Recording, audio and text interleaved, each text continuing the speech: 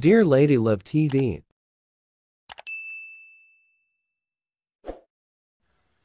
Betray and Marry My Best Friend. Tunghayan na po natin ang ika-6 na bahagi.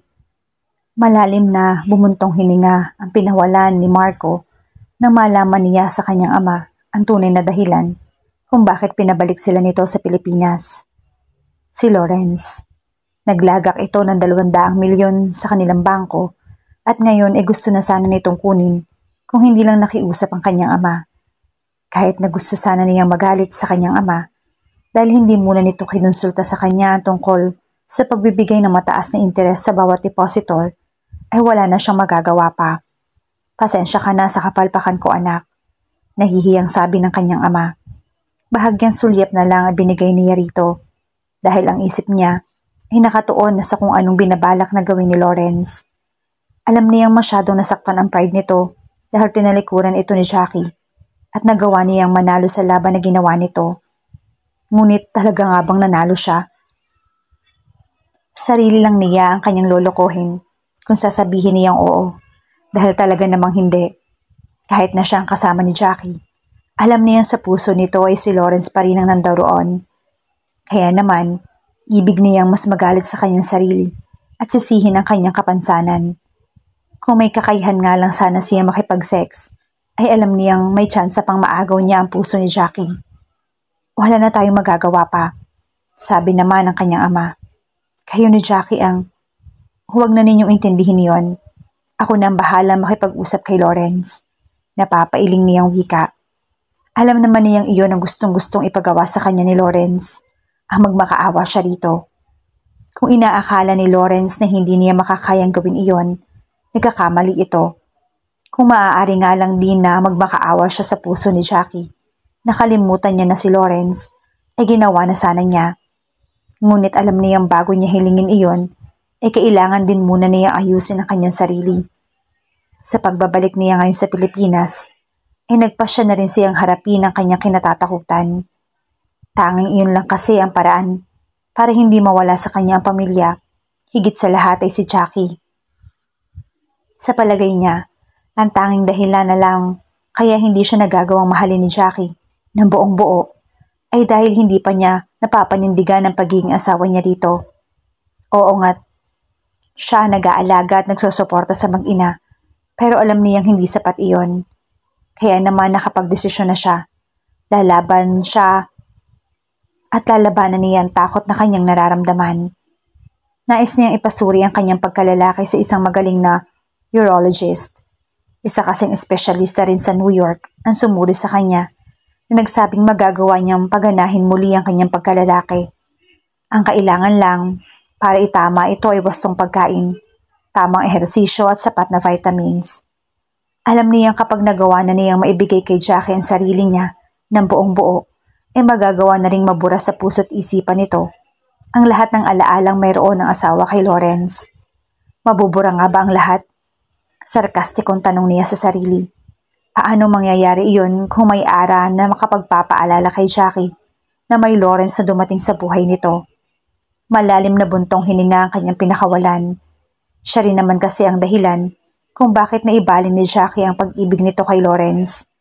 Kaya kung nasasaktan na siya ngayon, dapat lang talaga ay magdusa siya.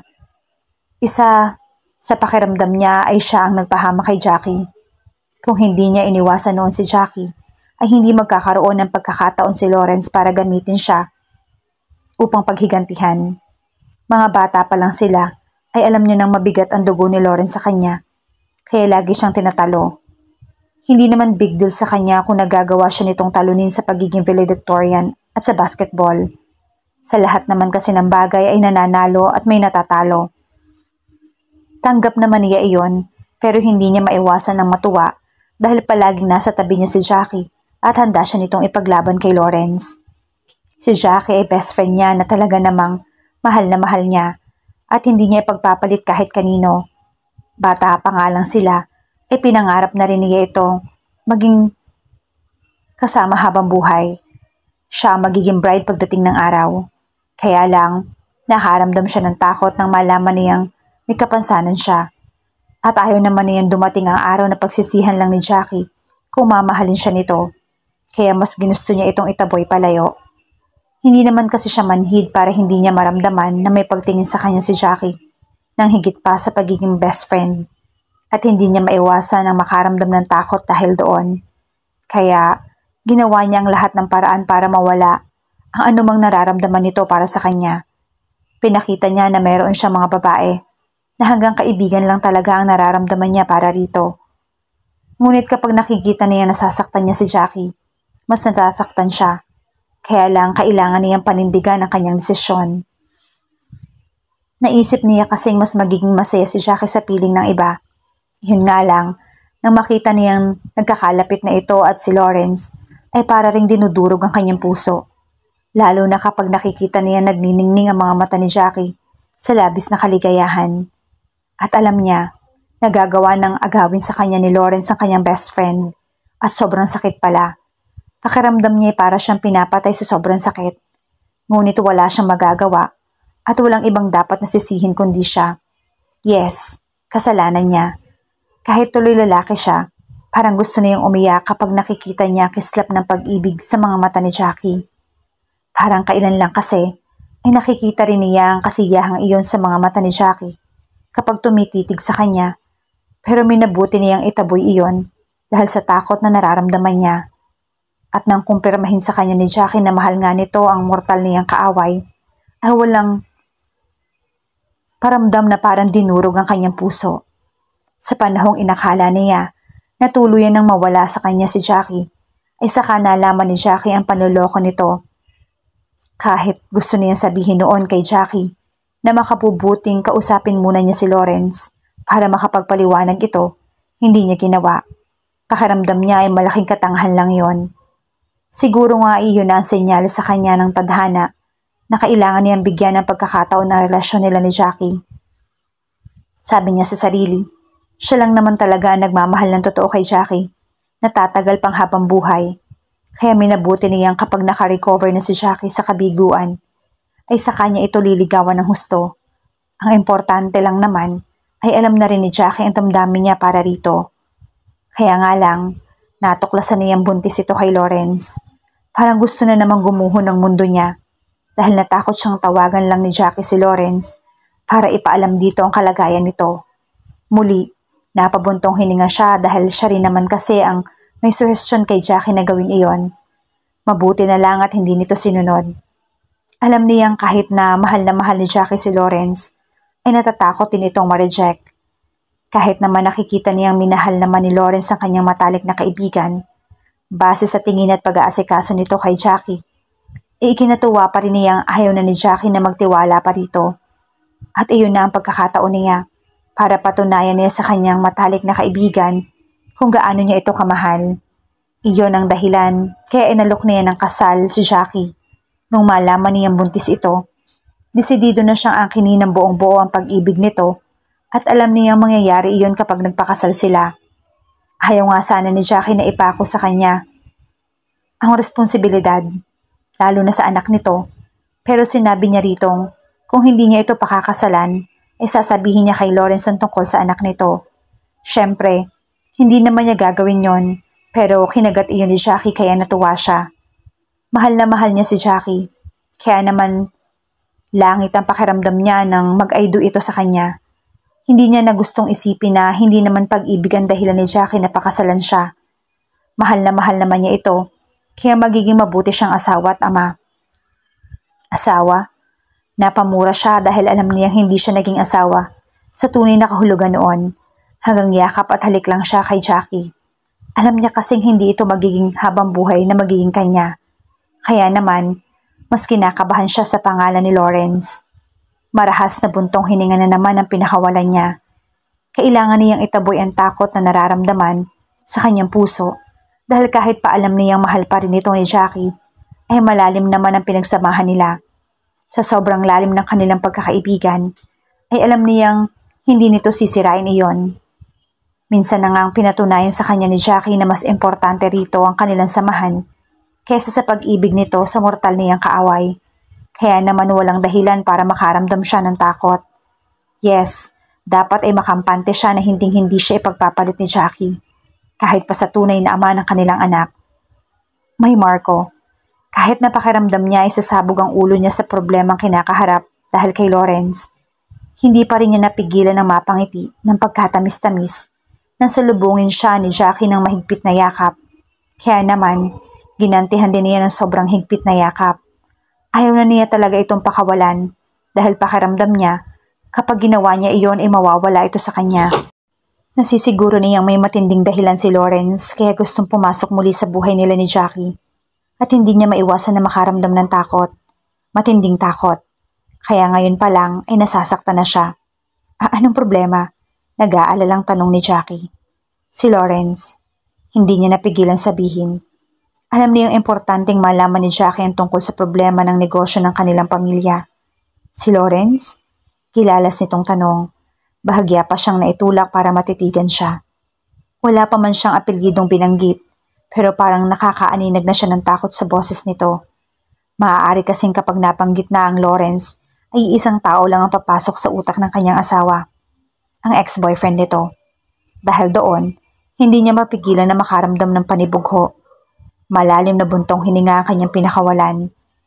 Kailangan niya iyong paglabanan dahil ayaw niyang isipin ang kanyang misis na mahina siya dahil kay Lawrence. Kahit iyon naman kanyang nararamdaman. Siya ang dahilan kaya tayo pinauwi ni Dad. Ano? Manghang tanong nito. Kita niya ang pagrehistro ng takot sa mukha nito at alam niyang dahil iyon sa katotohanang itinago nila sa lahat ng tao. Maging ang mga magulang niya ay hindi alam na hindi siya ang tunay na ama ni Ara. Noon pa man, ay ipinilit na siya ng kanyang mga magulang na kumuha pa ng ibang opinyon ng doktor tungkol sa kanyang kapansanan, pero tumanggi siya. Ayaw kasi niyang malaman na wala na siyang pag-asa. Ngunit nagawa rin niyang makahingi ng opinyon noon sa New York. Ang dahilan, nais na niya maging normal ang pagsasama nila ni Jackie. At ngayon nga, ay nagkakaroon siya ng pag-asa dahil maaari pang maayos ang kanyang kinalalagyan. Ayaw man niya maglihim, ay hindi pa niya sinasabi rito ang pagpapagamot niya. Siyempre, nais niyang sorpresahin ito. Saka ayaw din niyang matakot ito o ma-pressure. Saka hindi pa naman siya nakasisigurado na gagaling na siya. Nag-deposit siya ng 200 milyon sa bangko. Kumunot ang noo ni Jackie kaya napangiti siya. Kahit kasi lukot ang mukha nito ay magandang maganda pa rin ito sa kanyang paningin. Maamo naman kasi ang mukha ni Jackie, tapos kutis labanos pa. Kaya sa paningin niya ay isa itong anghel. What's wrong? Hindi ba dapat good news yun? Nagtatakang tanong ni Jackie. Good news kung hindi niya i-withdraw ang pera. Kaso yun ang balak niyang gawin kung hindi ako mag-aasikaso sa bangko. Ang lakas ng pagsinghap ni Jackie nang pumasok sa isipan niya ang sinabing iyon ni Marco. Talaga kasing kinabahan siya. Kahit ilang buwan lang naman silang nagkaroon ng relasyon ni Lawrence, ay kilalang-kilala niya na ito. Lahat ay gagawin nito para lang masunod ang gusto niya. Ewan niya kung bakit, kahit na matagal lang tapos ang kanilang relasyon, ay may kaba pa rin siyang nararamdaman kapag nababanggit ang pangalang Lawrence. Kung hindi nga lang niya nakagat ang dila kaninay, parang gusto niyang maluha. Bigla rin kasi pumasok sa kanyang isipan ng mga alaalang nabuo nilang dalawa. Bakit ba wala kang ginagawa kundi awayin si May Marco? Inis niyang tanong kay Lawrence. Tulad niya 11 years old lang din ito, pero kahit nakaklase nila ito ni Marco at malapit lang din na tinitirhan nitong mansyon sa kanilang 2-story house, ay hindi sila naging malapit na magkaibigan. Lagi kasi nitong inaaway ang matalik niyang kaibigan, kaya kaaway na rin niya ito. Kahit tuloy gwapo ito ay hindi niya na-appreciate ang itsura nito dahil para sa kanya, si Marco ang kabuuan ng lalaking dapat na pangarapin. Kasi lampas siya, kaya ayaw ko siyang kakampi sa basketball dahil natatalo lang ang team namin. Dahil sa sinabi ni Lawrence sa mga salitang yon, ay hindi naman ito inaalis ang tingin sa kanya. Parang ang bituin na nagniningning ang mga mata nito sa pagkakatitig sa kanya. Hindi kasalanan ni May Marco ko kung nadapa siya. Tinulak mo siya. Inis na inis niyan sabi. Ngunit hindi naman talaga siya sigurado kung talagang sinasadya yun ni Lawrence. Binalya din kasi nito ang kalaban kaya tumalsik din ito. Ngunit dahil sa gusto niya ipaglaban din ang kanyang matalik na kaibigan, ay hindi rin niya inalis ang tingin kay Lawrence. Gusto niyang ipakita na nagagalit siya sa pang-aaway nito kay Marco. Kaya naman titig na titig din siya sa mapupungay nitong mga mata. Mapupungay? Inis niyang tanong sa sarili. Hindi dapat ganoong paglalarawan ang dapat niyang sabihin. Hindi naman kasi siya nagagandahan sa mga mata nitong parang diamanteng kumikinang habang nakatingin sa kanya. Para sa kanya, mas maganda pa rin ang mga mata ni Marco dahil chinito ito. Dapat talaga ay wala siyang maramdaman kay Lawrence kundi matinding inis. Kaya naman kapag nagsasalubong sila, ay lagi lang niya itong iniingusan. Ayaw na ayaw kasi niyang tinititigan siya ni Lawrence dahil masyado siyang naaapektuhan. Ngunit para itong Doberman na lagi na lang nakabuntot sa kanilang dalawa ni Marco mula kinder hanggang high school, tapos nung mag-college sila ay naging magkaklase rin sila. Kaya kahit hindi naman siya inaaway ni Lawrence, tulad ng pang-aaway nito kay Marco, ay inis na inis pa rin siya rito. Siguro dahil kung pumorma ito ay parang isang mati ni idol, kaya lagi na lang sinusundan ng tingin ng mga kababaihan. Hindi naman niya crush si Lawrence, pero hindi niya magawang awatin ang sarili niyang sundan ito ng tingin kapag dumadaan sa harapan niya. May kasama man itong babae o wala.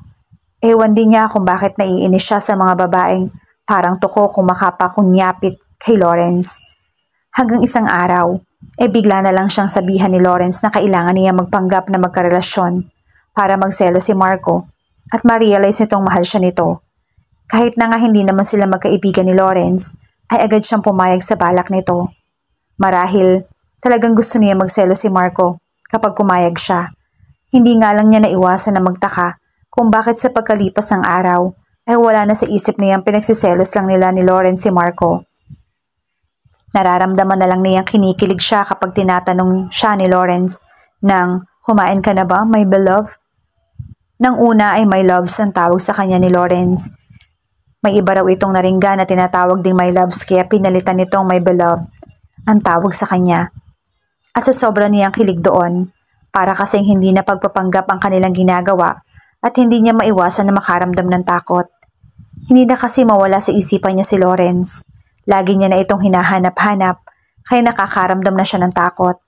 Kaya't isang araw, habang nagpipiknik sila ni Lawrence, ay naisipan na niya makipagkalas dito, ngunit hindi ito pumayag.